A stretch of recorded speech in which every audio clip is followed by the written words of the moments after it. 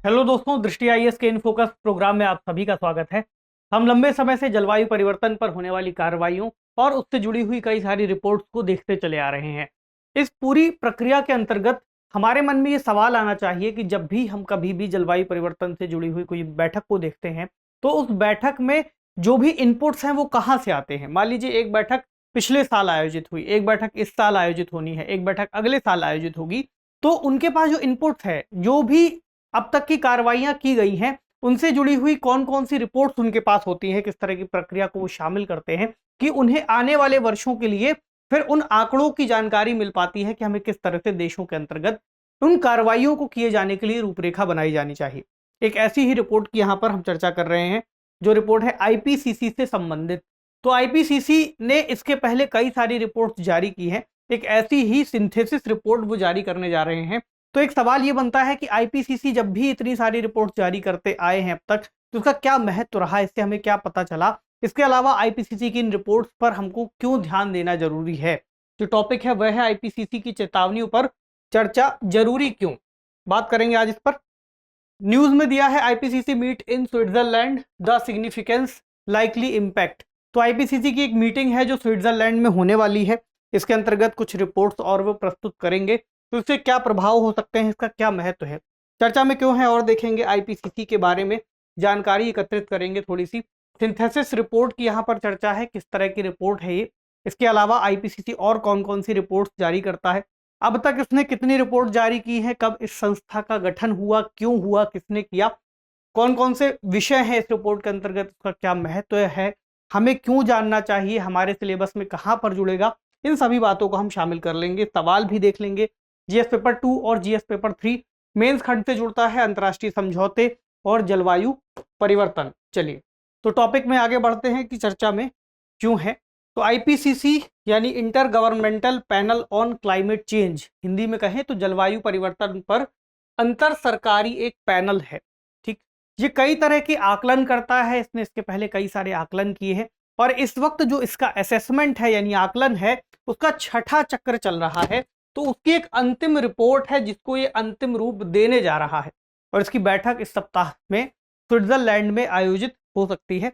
और जलवायु परिवर्तन से जुड़ी हुई जो चर्चा है, उनकी कड़ी में यह रिपोर्ट महत्वपूर्ण हो सकती है। तो हमने शुरू में जो बात कही कि उनके पास इनपुट्स कहाँ से आते हैं, तो इस तरह की जो भी संस्थाएं हैं जो जलवायु परिवर्तन के प्रभावों और उससे जुड़े हुए आकलन पर विश्लेषण करती हैं, उन पर विशेष रूप से ध्यान दिया जाता है। तो ऐसी ही एक रिपोर्ट ये होने वाली है। आईपीसीसी क्या है?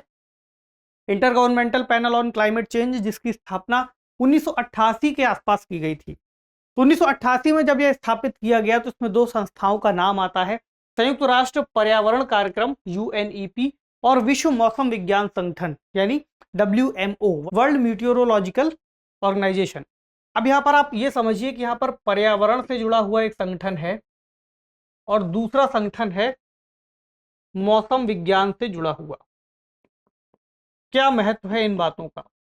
क्योंकि एक संस्था का अगर गठन करना है तो बेसिकली यूनाइटेड नेशंस की संस्थाएं हैं, एक संयुक्त राष्ट्र पर्यावरण कार्यक्रम और दूसरी विश्व मौसम विज्ञान संगठन, ये मिलकर के एक पैनल बना रही हैं जिसमें बहुत सारे विशेषज्ञ शामिल होते हैं, बहुत सारे वैज्ञानिक शामिल होते हैं, और वो मिलकर के एक पूरी प्रक्रिया को, जलवायु परिवर्तन की एक असेसमेंट करते हैं और उसको उपलब्ध करवाते हैं बाकी देशों के लिए, ताकि वो उससे जुड़ी हुई कार्रवाइयां बना सके।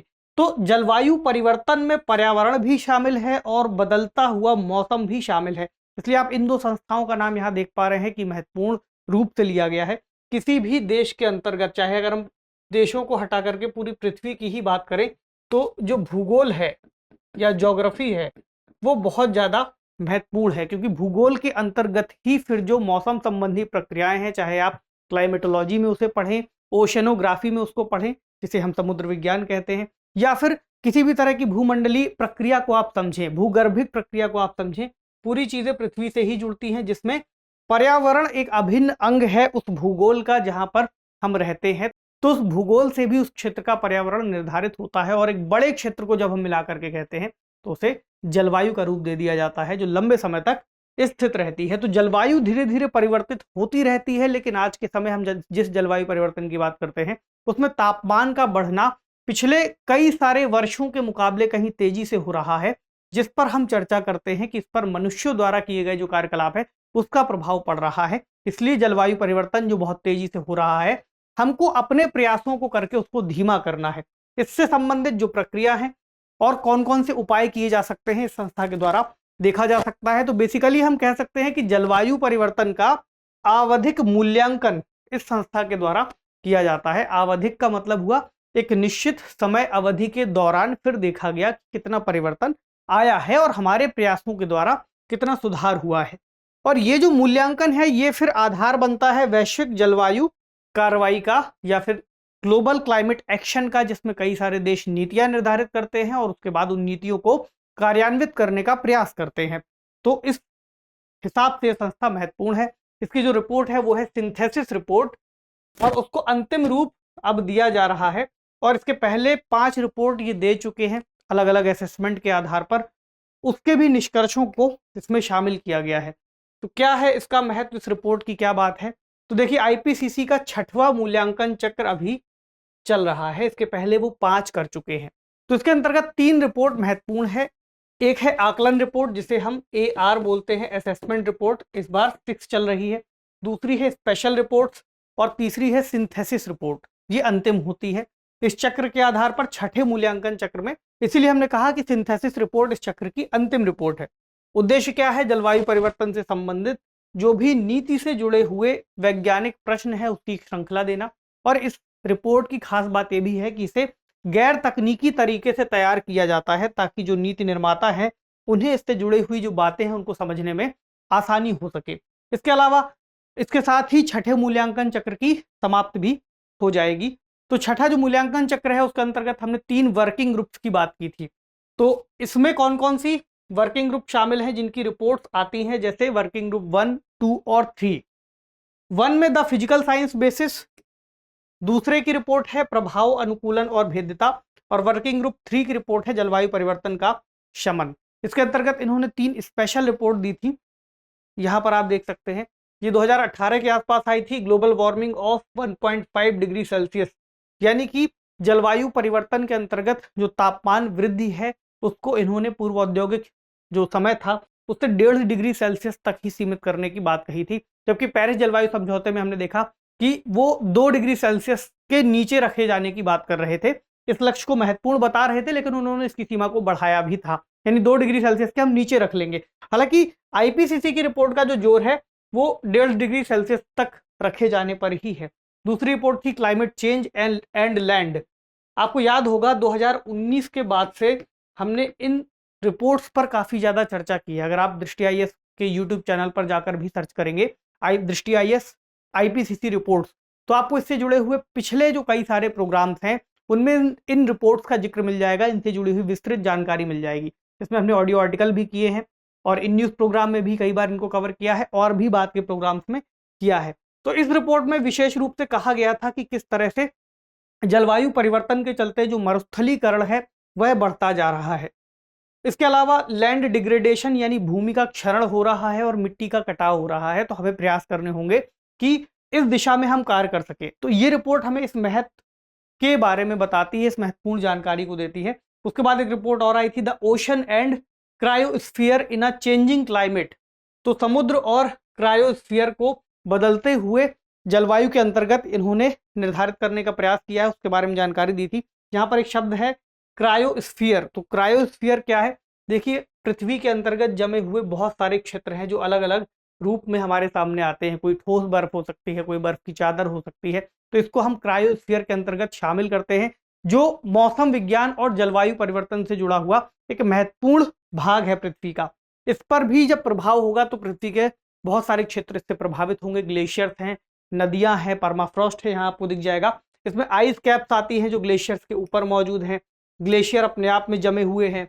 लेक एंड रिवर आइस यानी नदियों में और झीलों में जमी हुई जो बर्फ है। परमाफ्रॉस्ट का यहाँ पर जिक्र है जो कि मिट्टी और बर्फ से जमी हुई एक ठोस परत होती है। यहाँ पर सी आइस दी हुई है, आइसबर्ग दिए हुए हैं, आइस शेल्फ दिए हुए हैं। तो बर्फ के अलग अलग रूप जो पृथ्वी के अंतर्गत मौजूद हैं उसको हम क्रायोस्फीयर के अंतर्गत रखते हैं।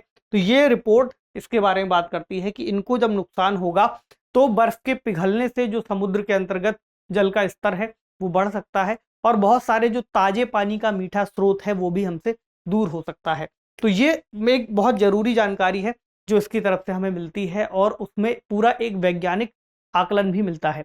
अगर हम इसकी पुरानी रिपोर्ट्स पर बात करें तो क्लाइमेट चेंज की इसकी शुरुआती रिपोर्ट है द आईपीसीसी 1990 और 1992 का असेसमेंट 1990 और 92 ये पहला है। दूसरा असेसमेंट इसका क्लाइमेट चेंज 1995 के आसपास आया था। अगला आया था 2001 में इसकी सिंथेसिस रिपोर्ट। इसके अलावा 2007 में क्लाइमेट चेंज से जुड़ी हुई सिंथेसिस रिपोर्ट इन्होंने जारी की थी, चौथी, और ये थी पांचवी जो 2014 में आई थी। और अब आ रही है छठे आकलन की फिर ये सिंथेसिस रिपोर्ट जो अंतिम रूप से इस आकलन की होगी। तो इन सिंथेसिस रिपोर्ट के अलावा जो असेसमेंट रिपोर्ट है उसमें भी 3 रिपोर्ट महत्वपूर्ण है जो उन्होंने 2021 और 22 में दी थी। The physical science basis, impact, adaptation and vulnerability और मिटिगेशन ऑफ क्लाइमेट चेंज, यानी कि जो भी भौतिक अवस्थाएं हैं, भौतिक दशाएं हैं और विज्ञान है उसका क्लाइमेट चेंज की 2021 की रिपोर्ट में उन्होंने इसके बारे में बात की थी।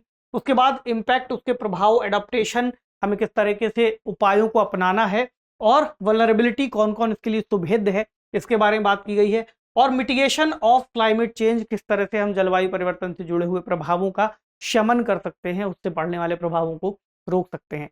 तो अगर आप जलवायु परिवर्तन का जो टॉपिक यूपीएससी में मेंशन किया गया है उसका आप छोर पकड़ेंगे तो आपको शुरू से इन रिपोर्ट्स में बहुत सारी महत्वपूर्ण चीजें दिख जाएंगी कि ये रिपोर्ट केवल छोटे स्तर पर बात नहीं करती बल्कि उसकी शुरुआत से उसके अंत तक, हालांकि वो प्रक्रिया बहुत बड़ी है, शुरुआत और अंत का यहाँ पर अर्थ हुआ जो हमारे समझने के लिए महत्वपूर्ण है कि हमने यहाँ से असेसमेंट शुरू किया और इसके संभावित प्रभावों को हम यहाँ तक लेकर के जा रहे हैं। तो इसमें उन सभी बातों का जिक्र किया गया है। ठीक है, तो क्या महत्व है? सबसे पहली बात तो इस चक्र की जो पहली रिपोर्ट आई थी वो 1.5 डिग्री सेल्सियस की सीमा निर्धारित करती थी। हमने इस पर चर्चा की कि मौसम विज्ञान संगठन ने औसत वार्षिक तापमान के लिए चेतावनी भी दी है कि यह पहले ही पूर्व औद्योगिक समय से 1.2 डिग्री सेल्सियस से ऊपर आ चुका है।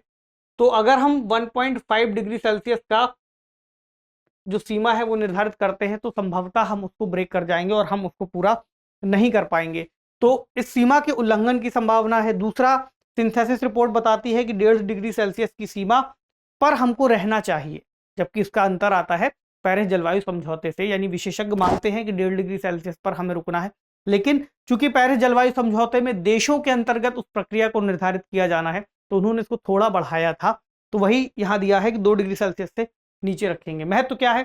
देखिए, पहले इसके कई सारे समझौते हो रखे हैं लेकिन उन समझौते में भी पिछली रिपोर्ट्स का महत्व था। अब जो रिपोर्ट्स आ रही हैं वो हमें आगे के लिए जानकारी देती हैं। हालांकि आज के समय तक जो स्थितियां हैं वो इस तरह से बदलती जा रही हैं कि हमें उसका प्रभाव सीधे तौर पर दिखाई भी देने लगा है। तो 20 मार्च को ये रिपोर्ट जारी हो जाएगी और कोपेनहेगन में एक मंत्री स्तरीय बैठक का आयोजन किया जाना है जिसमें यह रिपोर्ट प्रस्तुत होगी और इस पर चर्चा की जाएगी। इसके पहले जो COP27 का सम्मेलन हुआ था शर्म अल शेख में, तो उससे जुड़े हुए जो निर्णय लिए गए हैं उस पर चर्चा होगी। अगला जो सम्मेलन होगा COP28 इस साल 2023 के नवंबर के आसपास इसका आयोजन हो सकता है UAE में, तो ये महत्वपूर्ण होगा। उसमें यह रिपोर्ट एक प्रमुख भूमिका निभाएगी कि किस तरह से अब हमें अगले नियमों को तय करना है या फिर हमें नियमों को कितना कड़ा करना है। इसके अलावा जलवायु आपदाओं से जो प्रभावित देश है उनकी मदद के लिए एक नए कोष की स्थापना की भी बात की जा रही है, तो इस पर भी चर्चा हो सकती है।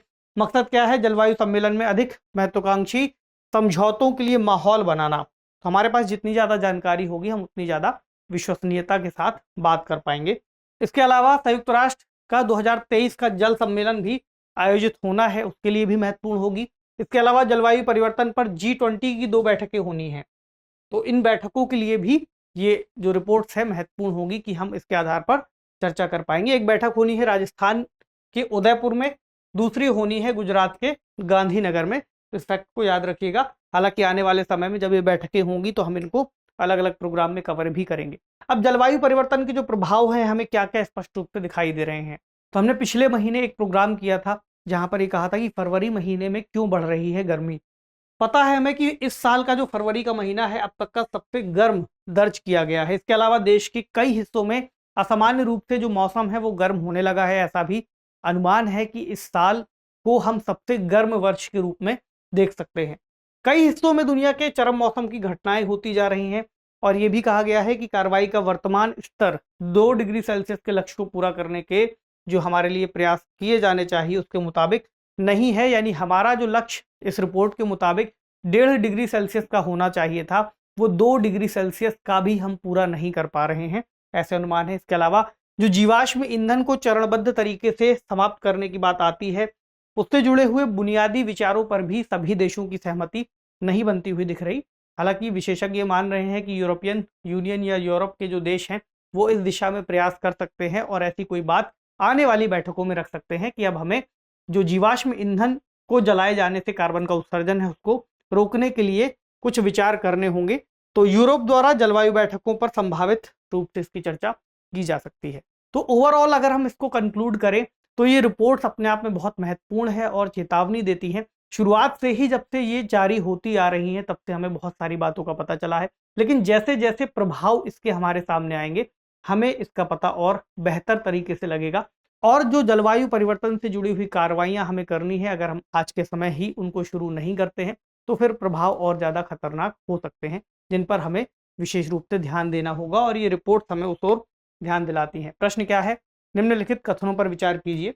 पहला कथन, जलवायु परिवर्तन पर अंतर सरकारी पैनल यानी आईपीसीसी की स्थापना संयुक्त राष्ट्र पर्यावरण कार्यक्रम और विश्व मौसम विज्ञान संगठन द्वारा की गई है। अगला, वर्तमान में आईपीसीसी का 7वां आकलन चक्र चल रहा है। तो आपको बताना है इसमें से सही कथन कौन सा है। कमेंट सेक्शन में आप इसका जवाब दे सकते हैं। जलवायु परिवर्तन से जुड़े हुए विषय में अगर आप कुछ और जानकारी चाहते हैं, कुछ स्पेसिफिक रूप से जानना चाहते हैं, वो भी आप कमेंट सेक्शन में लिख सकते हैं। उसको भी हम किसी और प्रोग्राम में कवर करने की कोशिश करेंगे। तो ये वाला सेक्शन भी इंपॉर्टेंट है प्रीलिम्स के लिए भी और मेंस के लिए भी, तो इसकी तैयारी करते रहिए। मिलते हैं अगले सेशन में। शुक्रिया।